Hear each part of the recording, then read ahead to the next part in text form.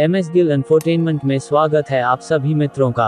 आप सबको आज हम श्री गुरु हरगोबिंद साहिब जी के द्वारा करवाया गया जपजी साहिब के मुकाबले के विषय में बताए गए। छठे सिख गुरु श्री गुरु हरगोबिंद बहुत लंबे, बहादुर और सुंदर थे। वह एक निडर और साहसी योद्धा थे, लेकिन उनके पास स्वयं गुरु नानक जी की तरह शांत उपस्थिति भी थी। वह जपजी साहिब के बारे में बात करते थे और यह कैसे काम करता है और किया जाता विषय के बारे में बताते थे।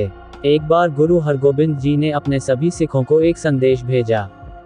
उन्होंने अपने सभी सिखों से उनकी उपस्थिति में आने और जपजी साहिब का पाठ करने का आह्वान किया। उन्होंने संदेश भेजा कि जपजी प्रतियोगिता होगी, तो लोग आए और उन्होंने गुरु हरगोबिंद जी के लिए जपजी गाया। कई सिंह आए और जपजी साहिब गया। सुन के गुरु जी प्रसन्न हुए और उन्हें आशीर्वाद दिया। फिर एक दिन एक आदमी हर किसी की तरह जपजी गाने के लिए आया। इस व्यक्ति में बहुत भक्ति थी और वह गहरी पवित्रता और सुंदरता के साथ गाता था। जब यह व्यक्ति जपजी गा रहा था तो गुरु हरगोबिंद के सिखों ने देखा कि गुरु धीरे धीरे अपने सिंहासन से हट रहे थे। ये देख बाकी संगत की कुछ समझ नहीं आया। अंत में जब गुरु हरगोबिंद लगभग पूरी तरह से अपने सिंहासन से उतर गए और कुछ ही क्षण में गुरु हरगोबिंद वापस अपने सिंहासन पर बैठ गए। जब उस व्यक्ति ने जाप समाप्त कर लिया तो गुरु हरगोबिंद ने उसे आशीर्वाद दिया और फिर उसे जपजी साहिब को कितनी खूबसूरती से गाया। इसके लिए उसे एक सुंदर घोड़ा और कुछ सोना दिया।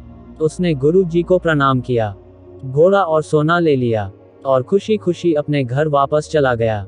गुरु हरगोबिंद के सिखों के लिए यह कोई आश्चर्य की बात नहीं थी कि किसी को गुरु द्वारा सोने का उपहार दिया जाएगा, लेकिन वे इस बात को लेकर बहुत उत्सुक थे कि गुरु अपने सिंहासन से क्यों उतर रहे थे और फिर उस व्यक्ति को जपजी गाते हुए सुनते हुए वापस उस पर वापस विराजमान हो गए। तो उन सब ने गुरु जी से पूछा, हे गुरु जी, हमें समझ नहीं आ रहा कि आप सिंहासन से क्यों उतर रहे थे और फिर वापस उस पर वापस विराजमान हो गए। क्या आप हमें बता सकते हैं कि महाराज जी आपने ऐसा क्यों किया? गुरु हरगोबिंद ने कहा, इस सिख का जपजी साहिब गायन इतना सुंदर था। उसने इसे भगवान के प्रति इतनी शुद्ध भक्ति और लालसा के साथ गाया था। मैं सोच रहा था कि मैं उसे इतनी उत्तम भक्ति के लिए कैसे आशीर्वाद दे सकता हूँ। सच तो यह है कि इस संसार में ऐसा कुछ भी नहीं है जिसकी तुलना नाम से की जा सके। एकमात्र चीज जो मैं सच्चे मन से किया जाप के बदले उसे दे सकता था, वह गुरु नानक देव जी का सिंहासन था, जो अमर है और इस दुनिया से परे है। मैं उसे और क्या आशीर्वाद दे सकता था? इसी भक्ति में लीन होकर मैं सिंहासन से उतरने लगा ताकि वह उस पर बैठ सके। फिर मैंने उसके मन में झांका। वह आदमी मन ही मन सोच रहा था, ओह, उस स्वस्थ और महंगे घोड़े को देखो, कोई अभी अभी गुरु जी के लिए लाया है। ओह, और देखो, कोई सोने के सिक्के भी लाया है। यदि गुरु मुझसे बहुत प्रसन्न हैं, तो शायद वह मुझे घोड़ा और सोना दे देंगे। तभी उसके मन के भाव जान के मैं वापस सिंहासन पर विराजमान हो गया। आप देखिए, अकाल पुरख के नाम का उपहार इस दुनिया से परे है।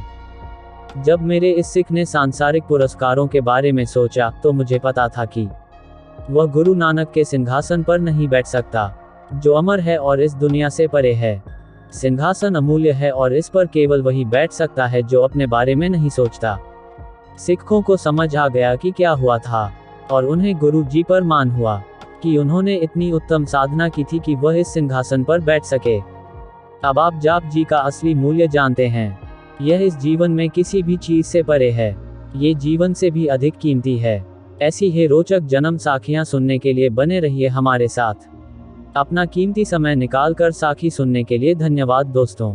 वाहे गुरु जी दा खालसा, श्री वाहे गुरु जी दी फतेह।